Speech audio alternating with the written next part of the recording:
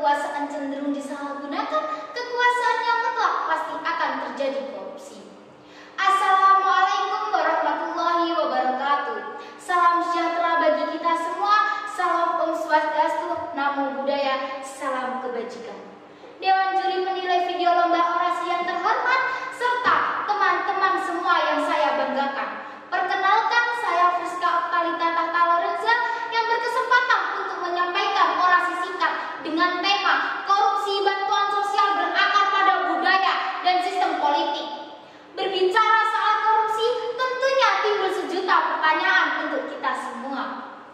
Bagaimana caranya mensejahterakan masyarakat Indonesia jika korupsi masih terus menjadi budaya?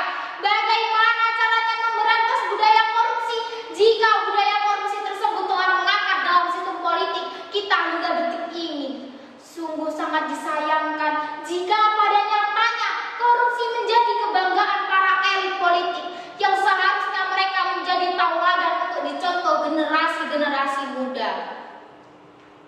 Teman-teman semua, kita tahu korupsi adalah persoalan yang tak kunjung terhapus dalam sejarah.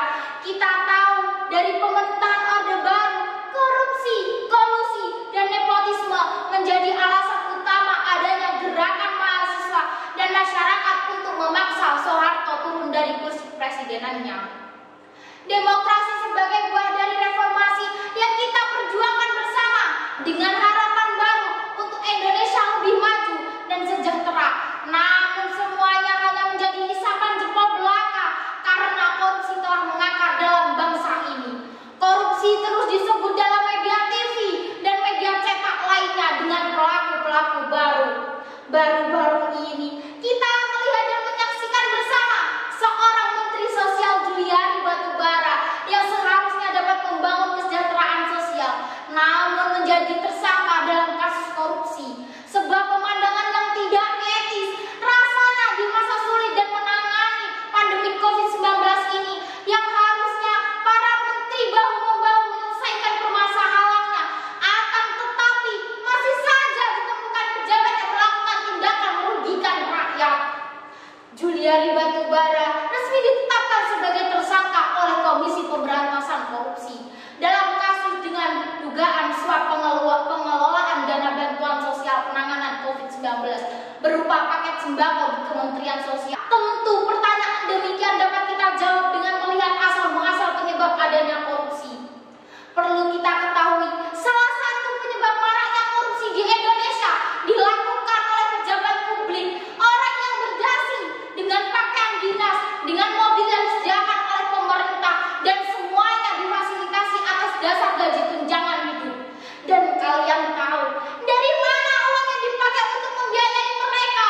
Uang yang dipakai untuk membiayai mereka adalah uang pajak rakyat dari Sabang sampai Merauke, uang saya dan uang teman-teman semuanya.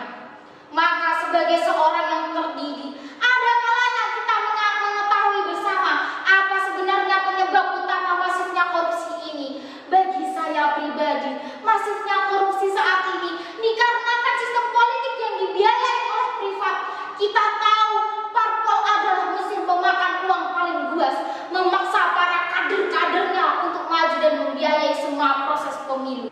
Setelah terpilih lalu apa? Setelah terpilih tentu akan ada upaya untuk mengembalikan modal yang telah dihambur-hamburkan saat kampanye. Makna mengembalikan uang itulah akar dari korupsi saat ini. Persoalan korupsi bukan tentang moral dan pertanggungjawaban pemimpin, melainkan soal sistem yang tak kunjung diperbaiki saat ini. Sistem politik kita memaksa seorang untuk berpotensi menjadi koruptor. Misalnya, seorang yang mencalonkan diri sebagai gubernur atau bupati, maka secara administratif mereka harus diusung oleh parpol. Proses transaksi mendapat dukungan dari parpol itulah biayanya sangat mahal. Dan bahkan jika dikalkulasi dengan gaji yang diperoleh ketika terpilih nantinya, tidak akan cukup dan sepadan dengan biaya kampanye sebelumnya. Maka dari itu, sebagai negara yang berdasarkan atas hukum, perlunya suatu reformulasi untuk menghasilkan produk hukum mengenai pembiayaan politik, di mana nantinya mengatur tentang kalkulasi biaya para calon pejabat publik dari tingkat desa hingga presiden. Dengan adanya biaya yang diberikan oleh pemerintah,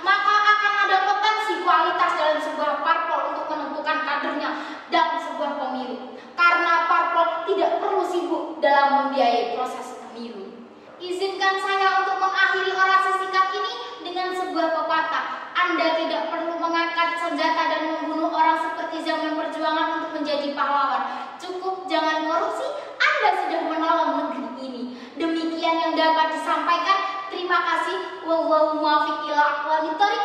Assalamualaikum warahmatullahi wabarakatuh.